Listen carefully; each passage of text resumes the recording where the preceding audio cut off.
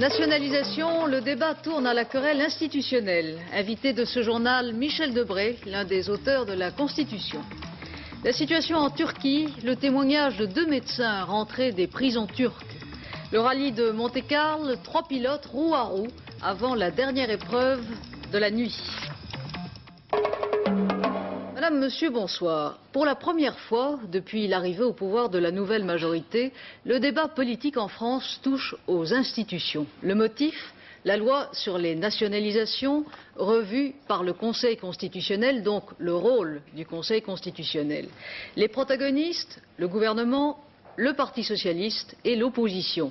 Le gouvernement veut rester dans le cadre des institutions. Le Premier ministre, Pierre Mauroy, a ainsi justifié devant les journalistes la stratégie qui consiste à présenter devant le Parlement l'ensemble du projet de loi et pas seulement les articles remodelés après l'avis du Conseil constitutionnel, afin d'éviter que celui-ci ne puisse le rejeter à nouveau pour vice de forme, ce qui entraînerait bien sûr un affrontement encore plus direct. L'opposition prépare une motion de censure contre le nouveau projet présenté par le gouvernement qui, vous le savez, va engager sa responsabilité devant l'Assemblée.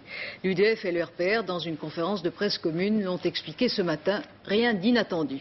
Mais c'est le Parti socialiste qui provoque la querelle institutionnelle en attaquant de front le Conseil constitutionnel. Le bureau exécutif du PS a qualifié l'avis des 9 sages de décision politique et cet après-midi, un député socialiste de Dordogne, M. Suchot, a déposé une proposition de loi visant à modifier profondément le Conseil constitutionnel. Il l'a expliqué à Daniel Brel. Je considère que le groupe socialiste doit travailler sur un texte parce que, en réalité, on ne peut pas laisser une assemblée de 9 gérontocrates gouverner la France et il y a lieu donc de modifier les choses.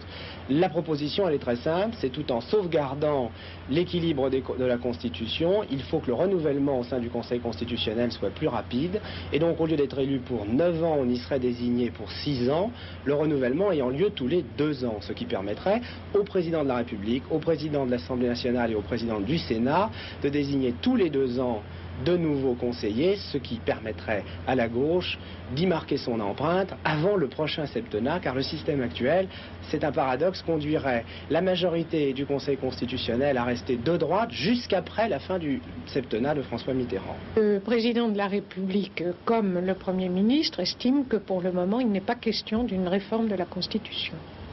Pour le moment, il l'estime. Un certain nombre de parlementaires socialistes estiment qu'elle est d'ores et déjà à l'ordre du jour.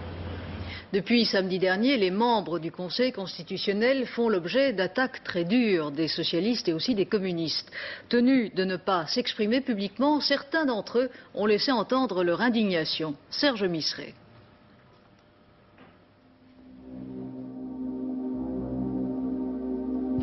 Aux attaques répétées de la gauche et aux accusations de partialité qui sont lancées contre lui, le Conseil constitutionnel a dans un premier temps opposé une attitude prudente, se réfugiant derrière ses attributions qui sont à ses yeux la seule garantie des institutions de la Ve République. Mais à mesure que le débat s'amplifie, les conseillers sortent de leur silence, c'est ainsi que tour à tour Gaston Monnerville, Louis Gros et Georges Vedel ont réagi, c'est du moins ce qui ressort d'interviews publiées dans la presse. Pour Gaston Monnerville, ancien président du Sénat, le Conseil n'est ni une assemblée ni une juridiction, encore moins une représentation de partis politiques. Louis Gros, il est injurieux et malhonnête de faire croire qu'on ne puisse exercer une fonction et l'isoler de ses opinions personnelles. Quant à Georges Vedel, qui fut nommé conseiller par Valéry Giscard d'Estaing, il déclare « Nous avons rendu notre décision en notre âme et conscience. Pour lui, les critiques dont les conseillers sont l'objet reviennent à insulter les juges. » Malgré la surenchère du Parti socialiste, le gouvernement considère que la révision constitutionnelle n'est pas à l'ordre du jour. Ce sont les termes mêmes employés hier par le secrétaire général de l'Élysée, M. Bérégovoy. Monsieur Debré, vous êtes, selon l'expression consacrée, l'un des pères de la Constitution. Alors, est-ce que vous considérez que dans cet accrochage sur les nationalisations, ce sont les institutions de la Ve République qui sont menacées à travers le Conseil constitutionnel? L'analyse de toute cette agitation me paraît simple et il faut la situer sur 2 plans. La première est très humaine, c'est-à-dire que quand une formation comme un homme rencontre un échec ou une difficulté, il y a une orientation qui n'est pas très élégante, qui est peut-être naturelle, c'est de chercher un bouc émissaire.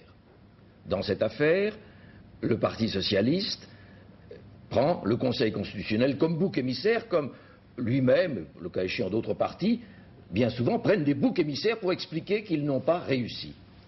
Et la deuxième constatation que l'on peut faire, c'est que la phrase qui a été prononcée par un député socialiste à la tribune de l'Assemblée lors du débat sur les nationalisations, et qui se résumait à peu près de la manière suivante: le droit, c'est ce que veut la majorité, prend une influence dans l'esprit des députés socialistes qui me paraît excessive. La République est un État de droit, et la Ve République a voulu, plus que la Troisième et la Quatrième, être un État de droit, c'est-à-dire faire en sorte que l'œuvre du législateur soit encadrée par les principes et les règles de la Constitution. Mais, Monsieur le Premier ministre, est-ce qu'on ne peut pas trouver une autre instance que le Conseil constitutionnel actuel, mais qui remplisse la même fonction, qui est une autre composition, une autre origine? Certainement, il y a des possibilités, mais le système français de la Ve République est né d'une expérience prolongée et de notre système de droit. L'expérience prolongée, c'est l'expérience de la Troisième et de la Quatrième République. Que de fois ne s'est-on pas plaint sous la Troisième et la Quatrième République qu'il n'y avait pas de contrôle de la constitutionnalité, c'est-à-dire que l'Assemblée et le Parlement votaient des lois, et si ces lois étaient en contradiction avec la Constitution, personne ne pouvait rien dire, personne ne pouvait l'apprécier. Ce qui signifiait, en fait, que la volonté du Parlement était supérieure à la Constitution. Et on se plaignait de cela. Dès lors, qu'a-t-on voulu? On a voulu, sous la Ve République, faire en sorte qu'il y ait un organisme indépendant dont l'activité essentielle, fondamentale, fut de regarder si les actes du législateur étaient conformes aux principes et aux règles de la Constitution. Il est indépendant, mais il est nommé par le pouvoir politique, par le président de la République et par les présidents des assemblées. À moins de tirer au sort, ce qui ne paraît pas une bonne mesure, il est indispensable qu'il y ait une autorité qui nomme. La Constitution a chargé 3 hommes, et 3 hommes dont les fonctions et dont les mandats sont des fonctions et des mandats qui sont de haute qualité. Le président de la République, le président de l'Assemblée nationale et le président du Sénat. Et l'on a pensé, je veux dire les constituants, moi-même à bien des égards, nous avons pensé que les hommes titulaires de ces fonctions, ayant à nommer les membres du Conseil constitutionnel, auraient le sentiment de la mission qui leur est confiée. Et j'ajoute que le fait de nommer tous les 3 ans, chacun d'entre eux ayant une personne à nommer tous les 3 ans, assure, du point de vue des personnes, peut-être au moins autant que du point de vue de la politique, un roulement suffisant pour la variété d'origine de la nomination. Donc selon vous, il n'y a pas lieu de modifier en quoi que ce soit? C'est vrai que l'on a discuté en 1958 de savoir si le mandat des membres du Conseil serait de 6 ans renouvelable tous les 2 ans ou de 9 ans renouvelable tous les 3 ans, mais nous avons pensé que 9 ans était un mandat qui permettait à des hommes de grande qualité d'affirmer leur capacité, d'avoir leur expérience. Le système américain va plus loin puisqu'on est nommé à vie. C'est excessif. Aviez-vous prévu quand même la situation actuelle, c'est-à-dire, pour reprendre les termes du député socialiste de tout à l'heure, un Conseil constitutionnel de droite avec un gouvernement de gauche? Ce député socialiste traite la politique comme il ne faut pas la traiter. C'est vrai qu'il y a des opinions de droite et des opinions de gauche, mais au-dessus de la droite et de la gauche, il y a à la fois la nation et le droit. Or, nous avons considéré, l'expérience ne l'a pas du tout nié cette vérité, que des hommes de qualité, président de la République, président du Sénat et président de l'Assemblée, sont des hommes qui ont, au-dessus des contingences politiques, le sens de la nation. Et nous avons pensé que des hommes nommés pour 9 ans, quelle que fût leur origine professionnelle, auraient en outre le sens du droit, c'est-à-dire le sens du respect de la Constitution. Ce qu'on ne dit pas, c'est que depuis que le Conseil constitutionnel est en fonction, il a annulé des lois ou des articles de loi. Lorsque le Conseil constitutionnel a annulé deux ou trois articles de la fameuse loi Sécurité et Liberté, le Parti socialiste s'est réjoui. C'était les mêmes hommes qui, il y a quelques mois, ont annulé les articles d'une loi votée par l'ancienne majorité et qui aujourd'hui annule des articles d'une loi votée par une nouvelle majorité. Les mêmes hommes. Et j'ajoute que, à tous égards, la valeur des protestations qui sont très curieuses, car au cours du débat parlementaire, le gouvernement, la majorité, avaient été prévenus qu'il y avait dans ce texte, dans le texte sur les nationalisations, des dispositions qui ne pouvaient pas ne pas tomber sous le coup d'une censure. Oui, Dès et de lors, toute façon, la surprise est curieuse. La surprise est curieuse, et encore une fois, disons les choses comme n'importe quel Français peut les comprendre, ayant rencontré une difficulté, certains pensent qu'il faut un bouc émissaire et n'analysent pas les erreurs qu'ils ont eux-mêmes commises. La République, enfin, je pense que chaque Français ou chaque Française en a bien conscience, est un État qui est dominé par la règle de droit, et la règle de droit, c'est la Constitution, et j'ajoute que les juges ont fait application de la Déclaration des droits de l'homme, dont la valeur constitutionnelle a été affirmée en 1958, et je crois que les juges ont accroché leurs décisions à des principes d'une valeur supérieure devant laquelle tout le monde devrait s'incliner. Merci, Monsieur Debré. Revenons précisément au nouveau projet de nationalisation. La commission spéciale de l'Assemblée chargée de l'examiner a suspendu ses travaux jusqu'à vendredi. La majorité demande en effet au gouvernement de modifier son texte sur un certain nombre de points. Elle espère avoir pour vendredi la réponse du gouvernement. À la bourse, les valeurs des groupes nationalisables n'étaient pas cotées aujourd'hui, mais la bourse a réagi à la hausse avec vigueur, puisque l'ensemble des valeurs françaises ont gagné 2,8 points environ. Jean Lebert. NC non coté. À la Bourse de Paris, on n'a pas repris les cotations des sociétés nationalisables pour couper court à toute spéculation. Par contre, le reste de la cote est en forte hausse, 2,8% environ. Une vague d'achats a déferlé sur le marché. Il faut dire que depuis 4 semaines, la bourse a déjà gagné 12%. La bourse a le vent en poupe et l'optimisme aidant, cette poussée pourrait bien continuer. Il y a beaucoup d'argent qui cherche encore à s'investir.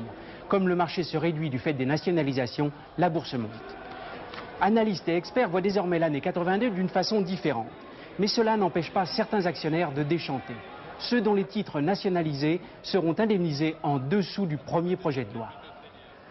La rentrée 82 est avancée. Les circulaires du ministère de l'Éducation nationale ont été publiées pour la prochaine rentrée scolaire.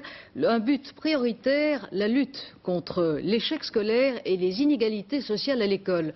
L'un des pivots de la nouvelle politique scolaire consiste à définir et à équiper des zones prioritaires d'éducation en renforçant sur place les moyens quantitatifs et qualitatifs de l'enseignement, sur l'exemple de cette école pilote de Gennevilliers. L'enquête de 8 h du matin, vendredi dernier, devant l'école du port de Gennevilliers. Des enfants d'une cité de transit construite en 1966 après la décision de résorber les bidonvilles de Nanterre. Une cité construite par la préfecture contre les avis des municipalités voisines. Sur un terrain loin de toute habitation, un terrain insalubre entre 2 autoroutes, des usines, une voie ferrée.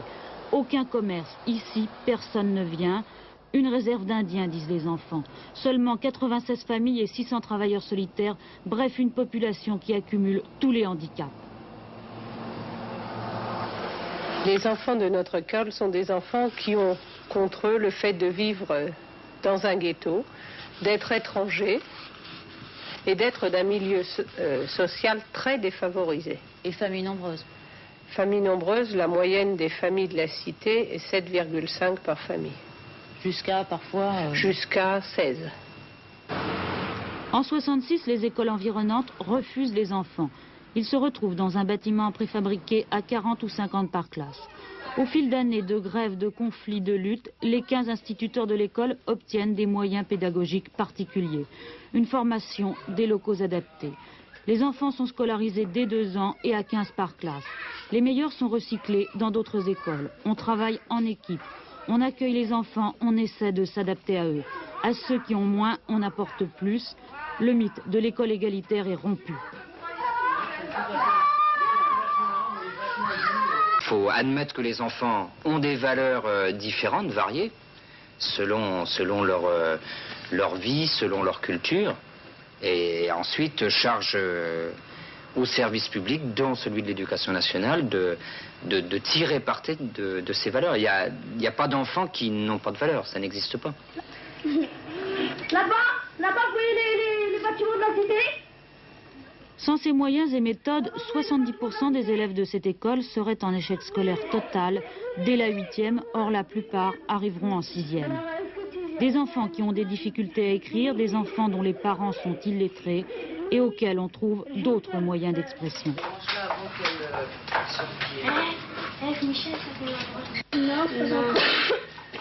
S'introduit dans une pédagogie qui est d'introduire un certain nombre de pratiques d'animation, en l'occurrence un outil d'expression qui leur permettent de prendre la parole. Par des cours d'arabe intégrés à la classe, l'identité culturelle propre de chaque enfant est reconnue et valorisée au sein même de l'école. Gennevilliers, une des expériences dont s'inspire le ministère de l'Éducation dans son programme contre l'échec scolaire, mais ce n'est qu'un premier pas. Je crois que l'école toute seule ne peut pas résoudre les problèmes d'échec scolaire, de retard scolaire, de rejet de l'école. Moi, il me semble qu'il faut aussi régler le problème économique autour de l'école. Il ne faut pas que l'enfant, quand il naît dans ce ghetto, dise dans 18 ans, je serai encore dans ce ghetto. Donc il faut aussi qu'il ait la possibilité de partir ailleurs et d'entrevoir cette possibilité de partir ailleurs. Nos familles, à l'heure actuelle, n'ont pas cette possibilité. Les enfants quittent cette école à 12 ans, beaucoup échouent à 15 ans. Les instituteurs de Gennevilliers ne sont pas encore relayés. Comment améliorer les rapports entre les Français et leur police? Comment améliorer aussi les conditions de travail des policiers? Il y a quelques semaines, vous vous en souvenez, nous avions dans une série de reportages décrit ce dossier police sur lequel se penche depuis plusieurs mois le ministère de l'Intérieur. Gaston Defferre avait demandé un rapport au député socialiste de l'Allier Jean-Michel Bélorgey, un rapport sur les orientations nouvelles de la police. Monsieur Bélorgey l'a présenté aujourd'hui, Françoise Kramer.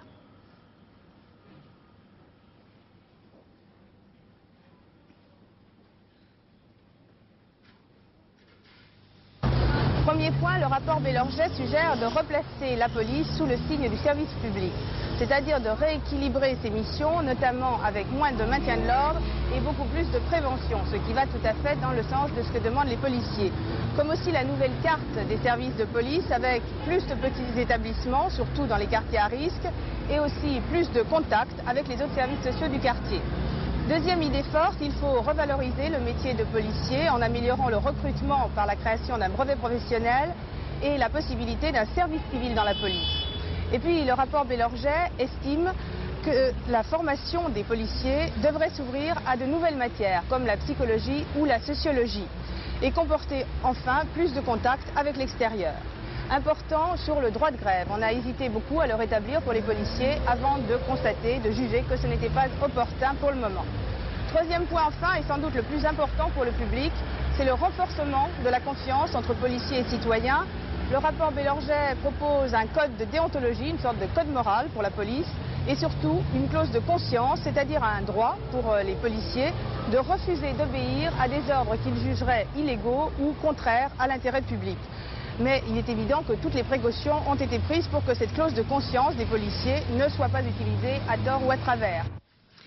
L'étranger maintenant, la CGT va envoyer 2 représentants en Turquie pour y suivre le procès des 52 syndicalistes qui risquent la peine de mort. Un témoignage choc sur la répression en Turquie, celui de 2 médecins français de l'organisation Médecins sans frontières qui ont été eux-mêmes emprisonnés pendant 8 mois. Nous étions partis pour nous rendre au Kurdistan iranien, au nord de l'Iran, et nous devions passer par la Turquie puisque nous ne pouvions pas passer officiellement par Téhéran. Nous étions dans un bus et nous avons été arrêtés par un poste de militaire qui a fouillé les affaires et qui a trouvé un grand sac de médicaments. Donc on a été tout de suite suspects Et on a été trimballés de gendarmerie en commissariat de police, interrogés par le contre-espionnage, le bureau de contre-espionnage, isolés chacun dans un petit bureau pendant plus d'1 heure. Et ensuite, on a eu un premier procès qui nous a amenés dans une prison de droit commun dans un petit village à la frontière iranienne. Et là, nous sommes restés 1 mois et demi, puis nous avons été transférés dans une prison politique où là, on a vu tout à fait autre chose. On a compris ce que c'était que la torture en Turquie, on a subi nous-mêmes des humiliations, des brimades. On était tout à fait isolés dans une cellule. On était 2, eux ils étaient aussi 2, après être passés aussi dans un cachot de 2 mètres sur 2, éclairé par des projecteurs puissants. On a subi vraiment des brimades sérieuses, privation de nourriture, privation d'eau. Et surtout le plus marquant pour nous, ça a été d'assister, enfin de réaliser ce que subissaient surtout les prisonniers turcs dans les prisons politiques, c'est-à-dire on a su tous les problèmes de torture, d'électricité qu'ils subissent avant d'arriver à la prison pendant les interrogatoires, puis les humiliations permanentes pendant la prison. Et comme ma cellule donnait directement sur la cour, je pouvais entendre les femmes qui étaient torturées, je pouvais même les voir, éventuellement transmettre un message, mais c'était assez difficile. D'après Amnesty International, plus de 70 prisonniers sont morts en détention depuis le coup d'État militaire turc. Sommet diplomatique entre les États-Unis et l'Union soviétique mardi prochain à Genève. L'agence TASS confirme la rencontre Gromyko-Hague qui aura donc lieu malgré la crise polonaise. Elle sera simplement limitée à 1 journée. Un vernissage à coloration politique. Le président Mitterrand a inauguré cet après-midi une exposition consacrée à l'œuvre conjuguée de Moshe Dayan, l'homme d'État israélien récemment disparu, et de l'artiste français Raymond Moretti. La veuve de Moshe Dayan, l'ambassadeur d'Israël à Paris et les représentants de la communauté juive étaient là. Monsieur Mitterrand, qui était venu en voisin, a regagné l'Élysée à pied. Un nouvel immortel teinté d'audiovisuel élu à l'Académie française aujourd'hui. Pierre Moineau, haut fonctionnaire, homme de lettres, prendra donc le fauteuil de René Clair. Il a devancé d'1 voix au second tour le professeur Hamburger.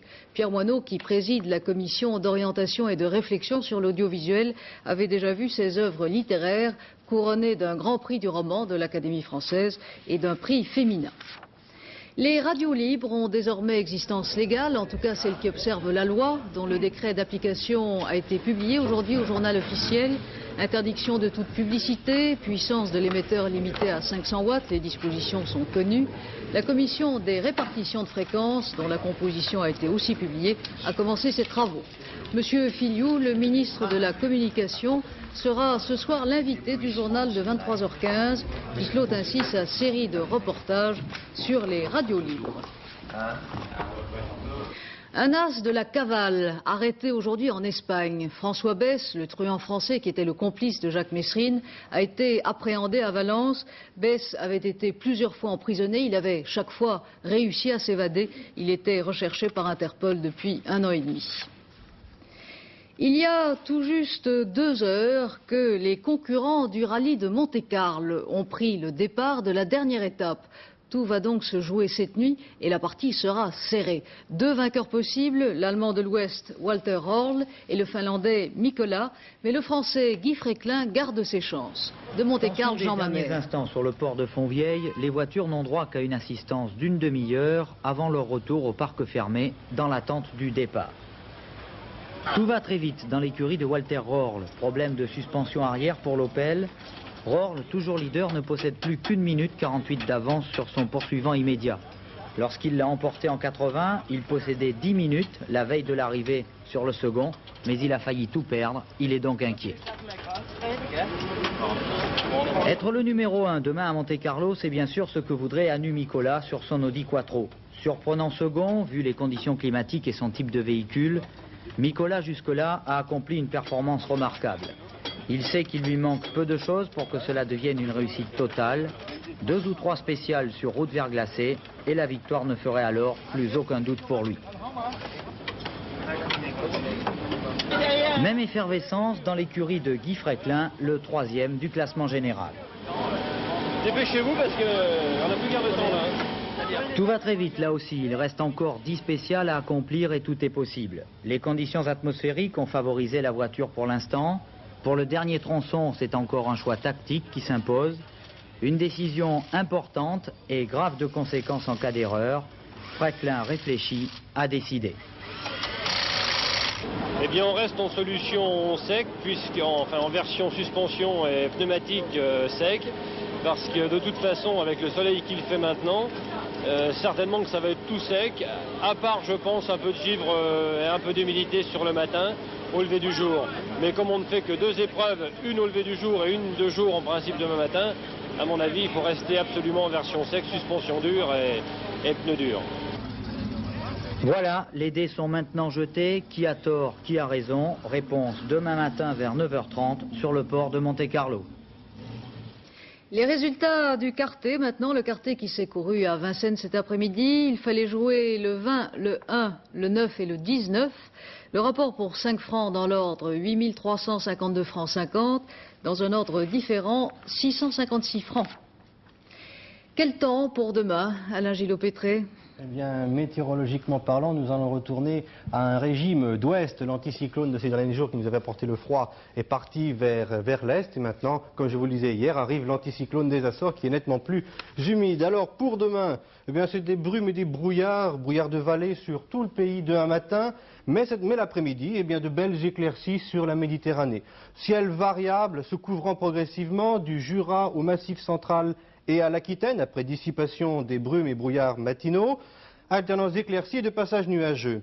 Humide et couvert du nord au bassin parisien et au pays de la Loire avec de très faibles pluies. C'est grâce à l'anticyclone qui empêche l'instabilité de se développer. Il y aura tout de même quelques pluies qui pourront être verglaçantes toujours sur l'est du pays de cette nuit et demain matin.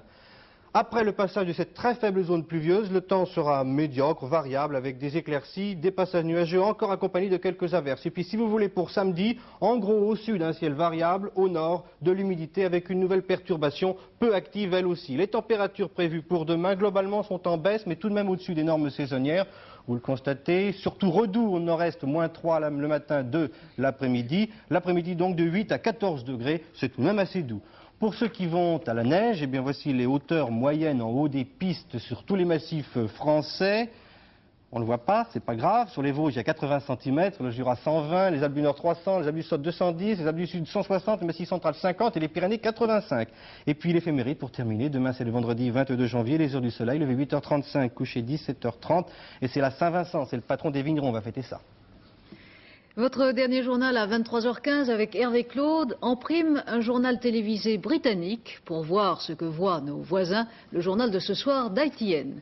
Demain, Philippe Labro recevra un grand collectionneur d'art dont les œuvres sont exposées en ce moment à Paris, le baron Van Thyssen. Merci d'avoir suivi ce journal. Ne manquez pas maintenant notre magazine Affaires vous concernant avec l'attachant reportage de Claude Guénière sur un convoi de délinquants aux États-Unis. Bonne soirée. À demain 20h.